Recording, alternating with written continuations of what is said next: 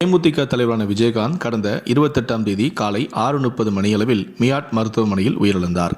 அவரின் ஆன்மா சாந்தி அடையணும் அப்படின்னு நினைக்கிறவங்க இந்த வீடியோக்கு ஒரு லைக் கொடுத்துட்டு தொடர்ந்து இந்த வீடியோவை பாருங்கள். விஜயகாந்த் உயிரிழந்ததை அடுத்து அவரது உடலை எப்போது எங்கே அடக்கம் செய்வது என்ற ஆலோசனை விஜயகாந்த் குடும்பத்தினர் மத்தியில் நடந்துள்ளது. அதேபோல கருணாநிதி, ஜெயலலிதா போல விஜயகாந்தையும் சந்தனப்பேழையில் வைத்து கட்சியின் தலைமை அலுவலகத்திலேயே அடக்கம் செய்வது என குடும்பத்தினர் சிறிது நேரத்திலேயே முடிவெடுத்திருக்கிறார்கள். இதையடுத்து அண்ணா எம்ஜிஆருக்கு பேழைகள் செய்து கொடுத்த வின்சென்ட் பார்க்கர் ஃபர்னல் சர்வீஸ் நிறுவனத்திடம் வியாழக்கிழமை அதாவது 28ஆம் தேதி அன்று விஜயகாந்த் குடும்பத்திலிருந்து பேசப்பட்டிருக்கிறது. வெள்ளிக்கிழமை அதாவது 29ஆம் தேதி காலை 10 மணிக்குள் சந்தனப்பேழை தயார் செய்து கொடுக்க முடியுமா எனவும் கேட்கிறார்கள். அதற்கு 10 மணிக்கு வாய்ப்பு குறைவு, வெள்ளிக்கிழமை மதியம் 2 மணிக்கு தயாராகிவிடும் என வின்சென்ட் பார்க்கர் ஃபர்னல் சர்வீஸ் நிறுவனமும் தெரிவித்திருக்கிறது. இதையடுத்து வெள்ளிக்கிழமை மாலை விஜயகாந்தின் உடல் நல்லடக்கம் செய்யப்படும் என எல்.கே. சுதீஷ் அறிவித்திருந்தார். இதனிடையே வின்சென்ட் பார்க்கர் சர்வீஸ் நிறுவனத்தில் வியாழக்கிழமை மாலை தொடங்கிய இந்த சந்தனப்பேழை தயாரிக்கும் வேலையானது விஜயகாந்துக்காக ஓய்வின்றி இரவோடு இரவாக தொடரப்பட்டு வெள்ளிக்கிழமை நண்பகல் 12 மணிக்கெல்லாம் வேலை முடிக்கப்பட்டு ஒப்படைக்கப்பட்டும் இருக்கிறது. அதேபோல விஜயகாந்த் அடக்கம் செய்யப்படும் சந்தனப்பேழையில் என்னென்ன வாசகம் இடம்பெற வேண்டும் என்ற விவரத்தையும் அவரது குடும்பத்தினர் முன்கூட்டியே தெரியப்படுத்திவிட்டனர். தமிழில் பார்ப்பதற்கு தெளிவாக போல்டாக இருக்குமாறு சந்தனப்பேழையில் விஜயகாந்தின் பெயரும் கட்சி பதவியும் பிறந்த இறந்த தேதியும் பொறிக்கப்பட்டதை நம்மால் காணவும் முடிந்தது.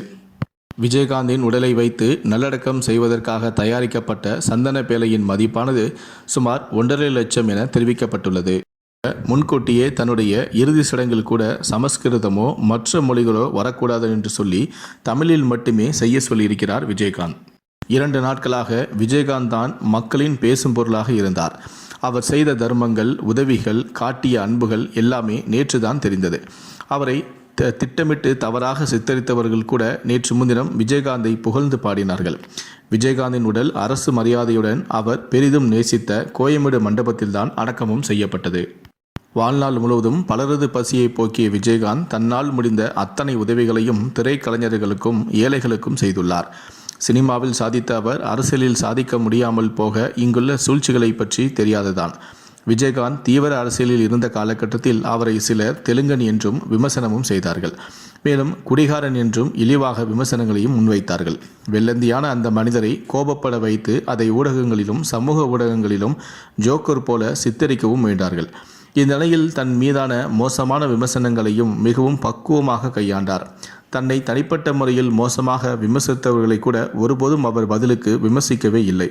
அவரது பக்குவம் நிச்சயமாக ஆச்சரியமான ஒன்றுதான். உலகத்தில் விஜயகாந்தின் மகன்கள் 2 பேருமே விஜயகாந்த் உடலுக்கு இறுதி அடங்குகளை செய்தனர்.